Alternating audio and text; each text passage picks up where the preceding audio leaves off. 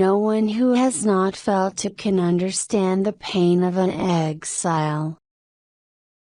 Living in a country that is not your own, among people who are not your people.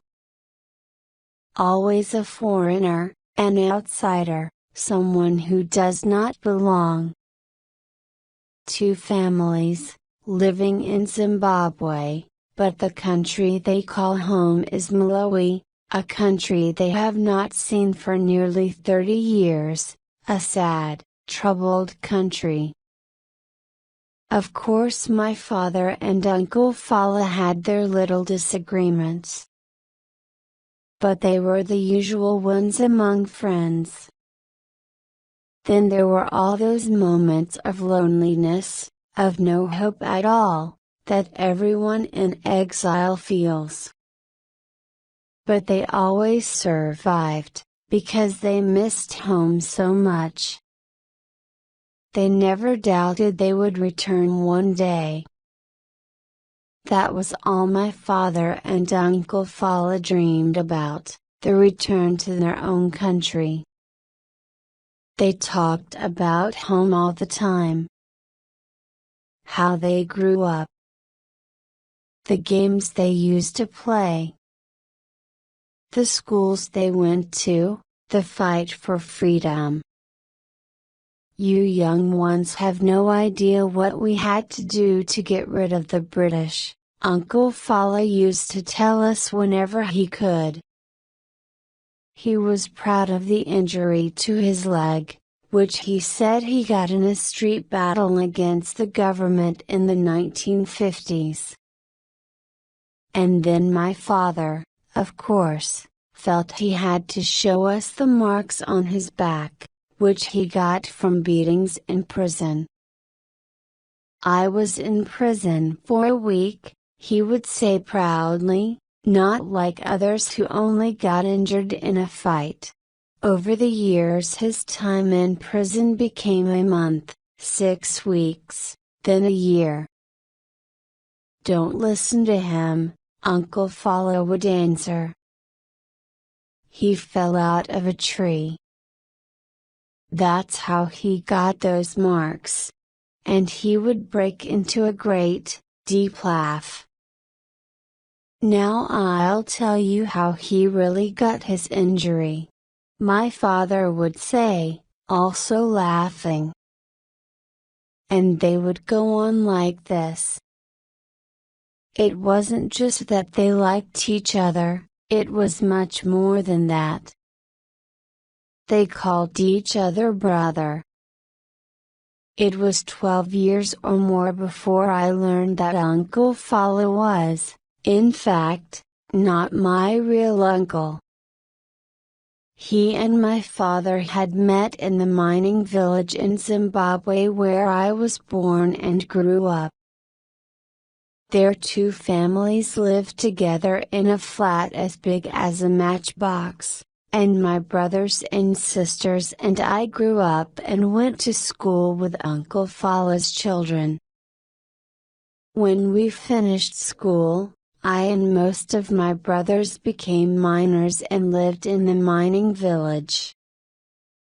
All through their years in Zimbabwe my father and Uncle Fala were involved in exile politics. It began with the mining village's home burial society. This helped workers from our home country in times of trouble, particularly burials. Years later my father and Uncle Fala joined the National Redemption Movement. This was an organization of exiles who were against the government back home. When I was a young boy, I sometimes went with my father and Uncle Fala to the beer hall where the movement held its meetings. They were both good organizers and fine speakers. Whenever one of them rose to speak, the hall became silent and people listened to every word. After they finished speaking, everybody would clap, and I felt so proud of them. When they stopped working as miners at the age of 50, they began working full-time for the movement, which grew quickly, thanks to a large exile community. Over the years, the news from home got worse. We heard of arrests, violence, and worse. It was not the government that my father and Uncle Fala had fought for when the British left in the 1960s and our country finally became independent. In the beginning, my father remembered, we loved them. We loved the government. We thought it was ours. I remember Uncle Fala telling us when we were small about the Day of Independence. Everything seemed so beautiful that day. The sunshine felt a little gentler, the skies were bluer, the plants were greener, and the air smelled fresher. Just before midnight the British flag was taken down, and our flag was raised as thousands clapped. We loved every word our leader spoke. We called him the Savior. We thought he would save us.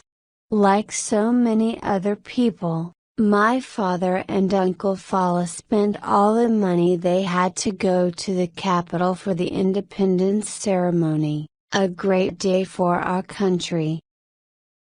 At that time my father worked on a farm. Soon afterwards he lost his job when the farm was sold to one of the new government officers who preferred to employ workers from his own part of the country. Uncle Fala lost his job because he was the leader of a workers' organization at his factory. The new government did not allow workers' organizations anymore, saying that the workers had no enemies now that independence had been won. So Uncle Fala and my father left the country a couple of years later, as so many others had done before them, to look for jobs in the mines of Zimbabwe. The exiles in Zimbabwe learned to live with the bad news that came from home. They would discuss it and pass it on, but it was something they did not actually experience. Although exile was painful, they could hide behind it and dream, and avoid being responsible for their own lives. I do not think of myself as one of them. Of course, I considered where my parents came from as my homeland too, although I had never been there. But I also felt strong ties to Zimbabwe, the place of my birth. At home we spoke my parents' language. Elsewhere we used one of the local languages. I never really had to think much about my real home until I was an adult. It didn't matter when I was a child. Of course, the other children would sometimes call us by rude names, whatever word was fashionable for foreigners at the time. But it never mattered to me. Not so in later years. It was partly age, I suppose. As you grow older, things seem to hurt a little deeper. The situation in Zimbabwe was also changing. People began to think of themselves less as Africans and more as Zimbabweans. We became foreigners, even those of us who were born in Zimbabwe, when it came to giving out jobs and to finding someone to blame for the nation's problems. That is when I became more involved in the national redemption movement. Slowly, our community turned inward, and as far as possible we kept together, helped one another, and married among ourselves.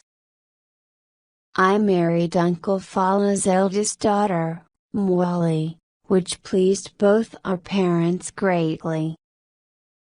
We are now real brothers.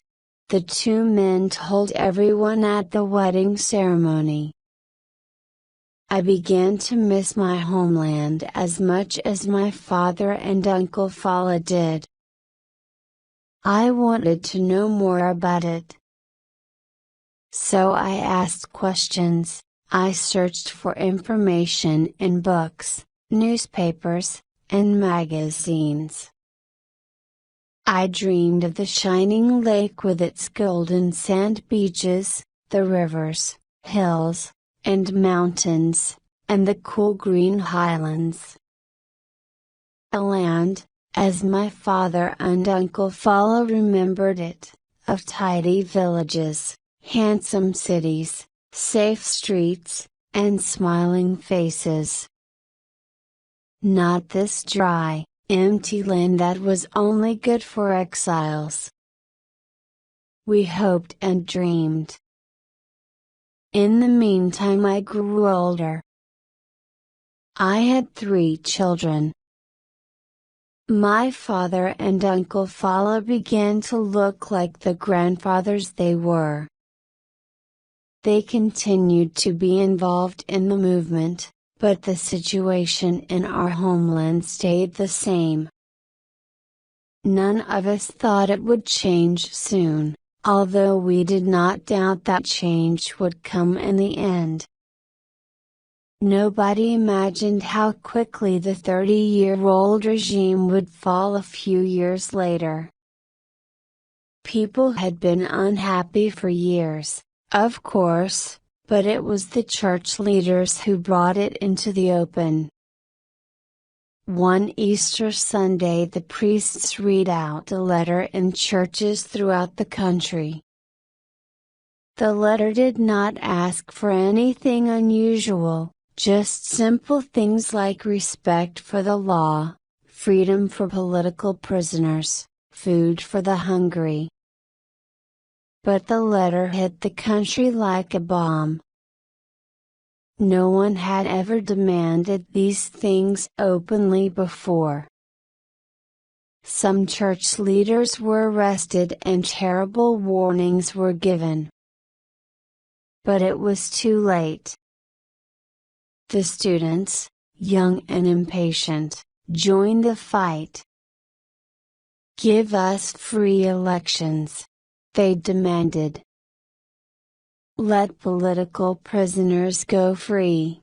The universities and colleges were closed and the students were sent home. That only made things worse, because the students took the message back to their hometowns. Then the workers joined the battle. They stopped work, demanding better pay. The police tried to break up one protest march, but they only succeeded in shooting hundreds of workers and starting angry protests all over the country.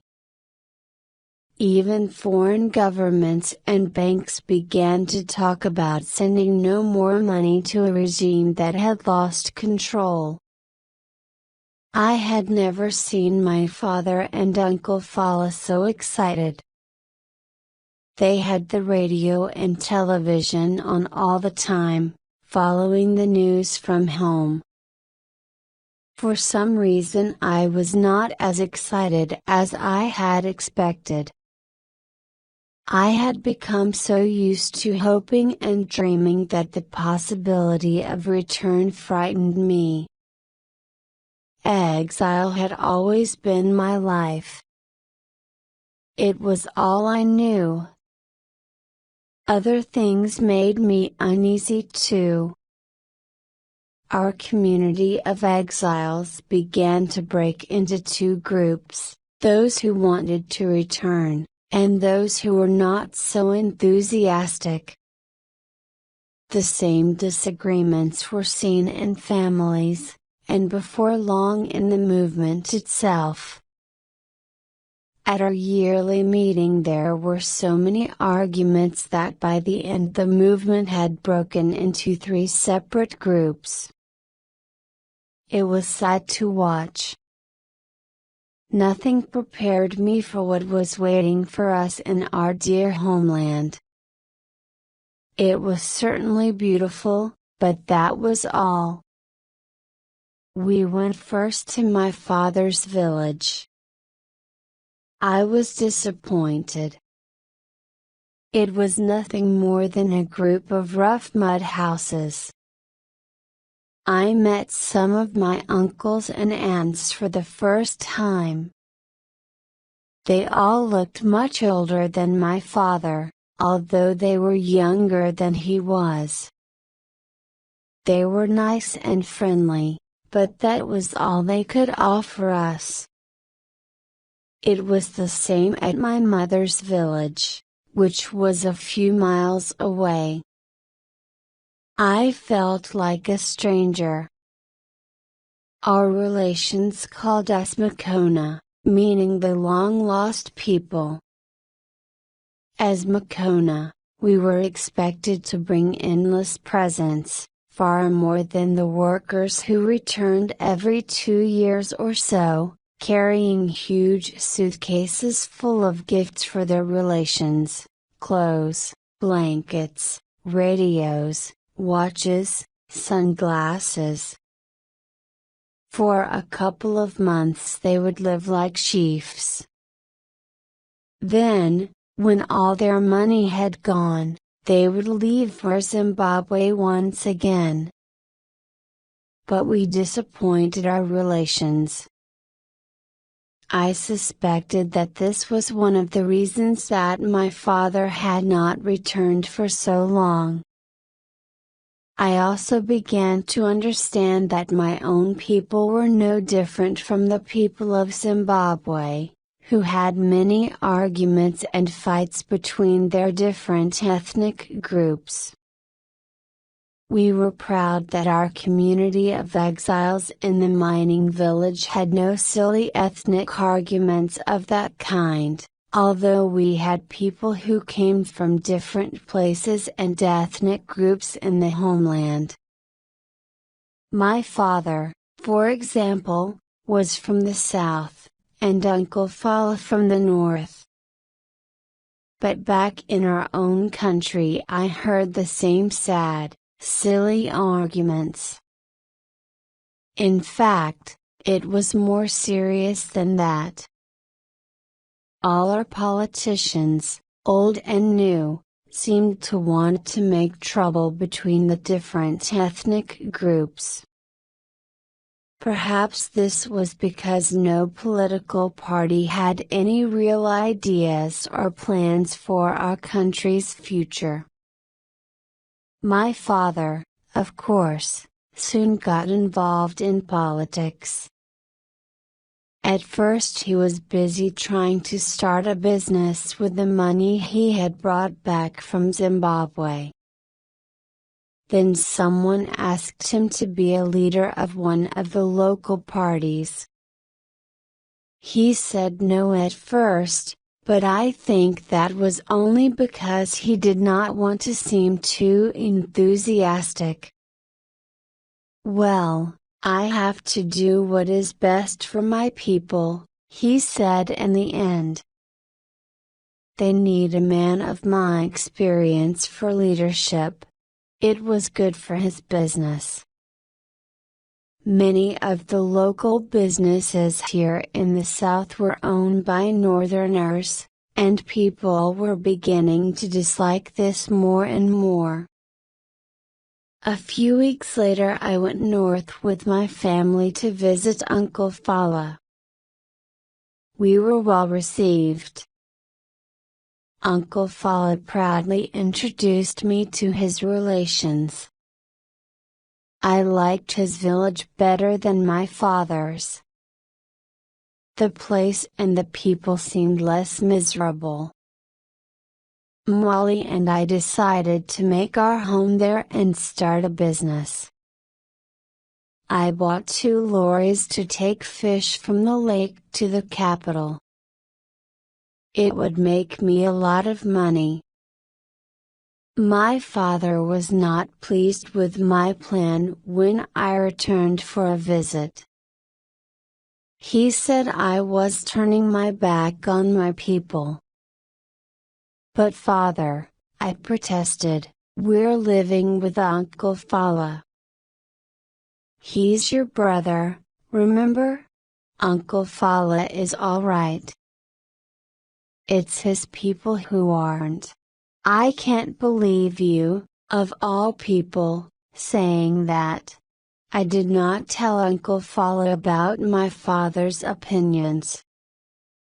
He was pleased that we had decided to stay. You're my favorite son. You've been good to my daughter. Uncle Fala did not have a son. All of his 8 children were girls. Like my father, he had also started a business, which was doing quite well. Before long he, too, was asked to join a leading local political party. And like his brother, he waited for a while before he agreed. And so the 2 most important men in my life became caught in the new politics. Each party tried to organize bigger meetings, bigger marches than the others. No one discussed plans for government. Political prisoners, locked up in prison, were almost forgotten, except by their mothers. And no party called for national discussions on how to bring good government to our poor, weak, unhappy country. It was difficult not to be part of the noisy business of politics, but I tried to stay out of it. I missed the quieter politics of exile. Here there was no hoping, no dreaming, it was all rough and real. Too rough, in fact. A couple of months before the elections were held for a new government, violence broke out. It was not clear who started it. Northerners accused Southerners, and Southerners accused Northerners. Both sides chased the foreigners, the outsiders, living among them. Church leaders and others blamed the government for making the troubles worse. The government, of course, said that they were not responsible. Our savior, now a very sick old man, said the violence proved he was right.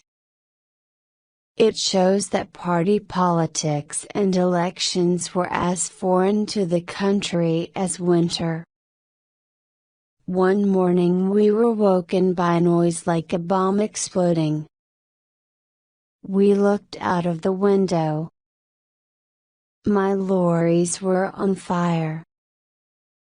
We all knew why, but we blamed thieves for it. It was less painful that way. We were trying to keep the hopes and dreams of exile alive, but we could not hide from the real world any longer. That evening Uncle Fala spoke what was on our minds. You're not safe here. Maybe you should go home. I thought I was home, I said, more in sadness than in anger. So did I. This isn't the country your father and I left 30 years ago.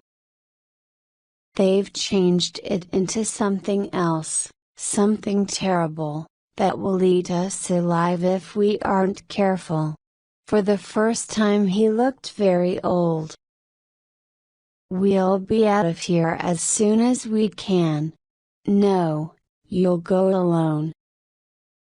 Molly and the children will be as unsafe in your home as you are here." "But I can't leave my family behind. It's for their own good, and for your own good too," he said sadly. "Believe me. It's not right," I said softly. "It's just not right." He did not look at Molly or me, but I could see that he agreed. Molly and I spent a sleepless night discussing the matter. We decided that we would either stay together or leave together. Nothing would separate us. But we did not have time to tell Uncle Follow what we had decided, because early the next morning we heard a large crowd shouting excitedly outside. "We want the Southerner!" they screamed. "We want the Southerner! Give us the Southerner! Hide under the bed quick," Molly whispered. The shouting came closer, and some people started banging on the door. Then the noise stopped, and we heard Uncle Fala's voice. "He ran away last night." "No," the crowd shouted with disappointment. "We want the Southerner. You know how these Southerners are," Uncle Fala shouted. "They don't know what brave means. They may be good with books and take all the jobs for teachers and clerks, but that's all they can do. They can't fight. That boy may have balls, but he's no braver than a woman." The crowd laughed. "Leave the house alone." Suddenly he called out Molly's name. "Come and tell these brave sons of the North where your useless husband is." I could not believe what he was saying.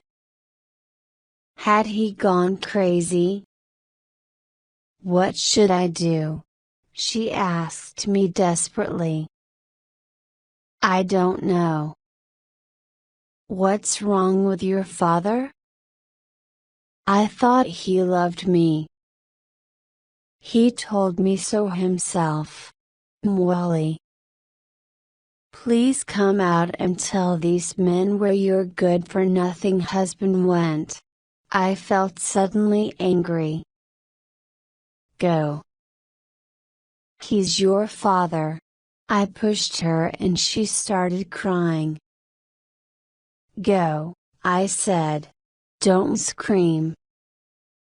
They'll hear you." She tried to get herself under control. "Please stay where you are.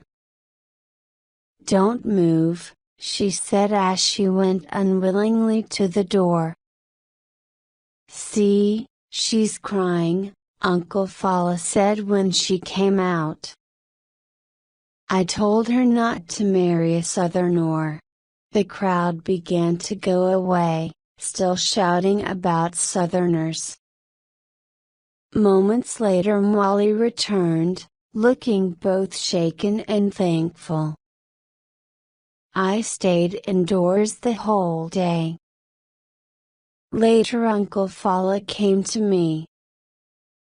I could see the unhappiness on his face. "I'm sorry I had to say all those things. So you didn't mean it," I said coldly. "Of course not." He was trying not to cry. "That was the only way I could save you, by talking their kind of language. You'll always be my favorite son, no matter what." I do not know how long we sat there, staring at the walls. We all wish to be back in the old days of exile. I escaped that night, and my people were thankful to see me safe. I always told you that Northerners are cruel and wild, my father said. I could not remember him ever saying that. But I did not feel like arguing with him. I just wanted to sleep and dream of the simpler days of exile. The elections were held on time. The old governing party just managed to win, but the other political parties refused to accept the results and did not recognize the government. While this argument went on, the army appeared on the streets, and the frightened country became calm. It seemed safe enough for me to ask Molly and the children to come. Uncle Fala came with them. When the two old men met, they put their arms round each other. For a while it seemed like the old days, except that they both looked so much older now. They were both much thinner. Uncle Fala walked even more painfully, and my father could not see or hear very well. But it was not the old days. They had little to talk about. It was painful to watch. The friendliness and the laughter had all gone. The days of exile now seemed so far away and unreal. And yet we had been back for about a year. Uncle Fala only stayed a couple of days. He left early in the morning. We all went with him to the bus station, except for my mother who was not feeling well. My father and Uncle Fala stood in silence with their arms round each other for what seemed like a long time. From the steps of the bus Uncle Fala waved to us with his stick. Waved in return. Then he climbed painfully onto the bus and never looked back.